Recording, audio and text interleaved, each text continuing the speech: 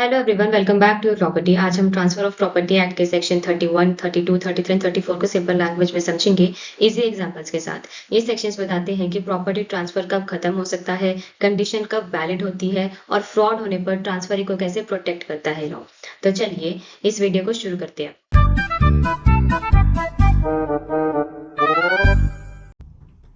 Section 31 जो है ये बताता है कि कभी कभी प्रॉपर्टी ट्रांसफर करते वक्त ट्रांसफरर ये कंडीशन लगा सकता है कि अगर कोई स्पेसिफाइड अनसर्टेन इवेंट हो जाए या फिर ना हो तो ट्रांसफर का इंटरेस्ट खत्म हो जाएगा।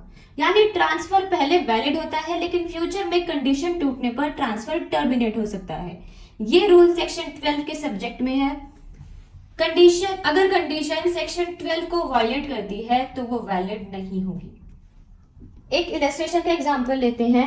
ए अपना फार्म बी को लाइफ इंटरेस्ट के लिए ट्रांसफर करता है। कंडीशन है कि अगर बी एक पर्टिकुलर जंगल या फिर वुड काट के देगा तो उसका इंटरेस्ट खत्म हो जाएगा। बी ने वुड काट दिया, बी का लाइफ इंटरेस्ट तुरंत खत्म हो गया।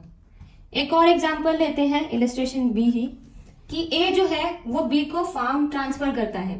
कंडीशन है कि अगर बी 3 साल के अंदर लंदन नहीं गया तो उसका इंटरेस्ट खत्म हो जाएगा।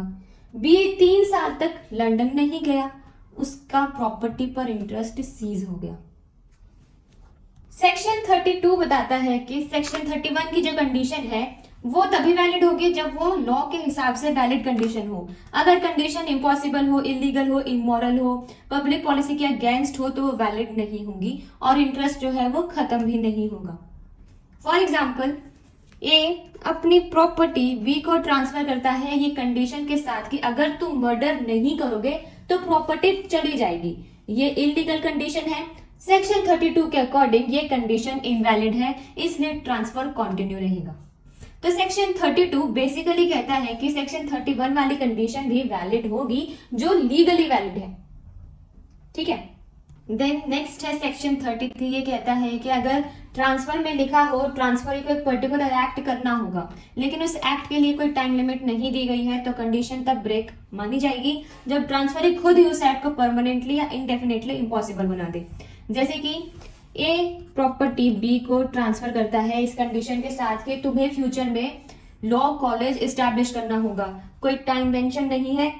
बाद में बी जो है वो पूरे प्रॉपरली परमानेंटली किसी और को वो प्रॉपर्टी जो है वो परमानेंटली किसी और को बेच देता है।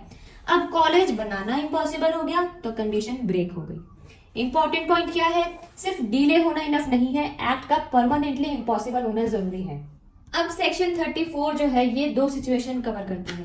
सिचुएशन 1 है टाइम मेंशन होना।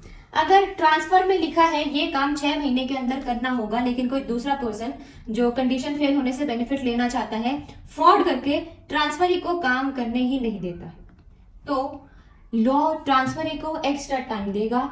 जितना फ्रॉड की वजह से डिले हुआ है उतना एडिशनल टाइम मिलेगा। जैसे कि ए जो है वो प्रॉपर्टी बी को ट्रांसफर करता है ये कंडीशन के साथ कि 6 महीने के अंदर स्कूल बनाना है। सी चाहता है कि बी जो है वो फेल हो जाए, इसलिए सी जो है वो फेक कोर्ट ऑर्डर दिखाकर कंस्ट्रक्शन रोक देता है। 6 महीने निकल गए, कोर्ट कहेगी बी को एडिशनल टाइम मिलेगा। अब एक और सिचुएशन है, ये बात करता है कि जब टाइम मेंशन नहीं होता, अगर कंडीशन परफॉर्म करने का कोई टाइम ही मेंशन नहीं है और बेनिफिट लेने वाले पर्सन फ्रॉड करके कंडीशन परफॉर्म होना इम्पॉसिबल या इनडेफिनेटली पोस्टपोन कर देता है तो लॉ मान लेगा कि कंडीशन ऑलरेडी फुलफिल्ड है, फ्रॉड करने वाले को बेनिफिट नहीं मिलेगा। इसका भी एक एग्जांपल लेते हैं। ए अपनी प्रॉपर्टी बी को ट्रांसफर करता है इस कंडीशन के साथ कि फ्यूचर में टेम्पल बनाना, टाइम मेंशन नहीं है। सी डॉक्यूमेंट्स छुपा देता है जिस वजह से टेम्पल बनाना इम्पॉसिबल हो जाता है। कोर्ट कहेगी कि भाई कंडीशन फुलफिल्ड मानी जाएगी, सी फ्रॉड का बेनिफिट नहीं ले सकता। ठीक है। अगर आपको ये वीडियो यूजफुल लगी हो तो वीडियो को लाइक करें, शेयर करें और चैनल को सब्सक्राइब करें। Thank you.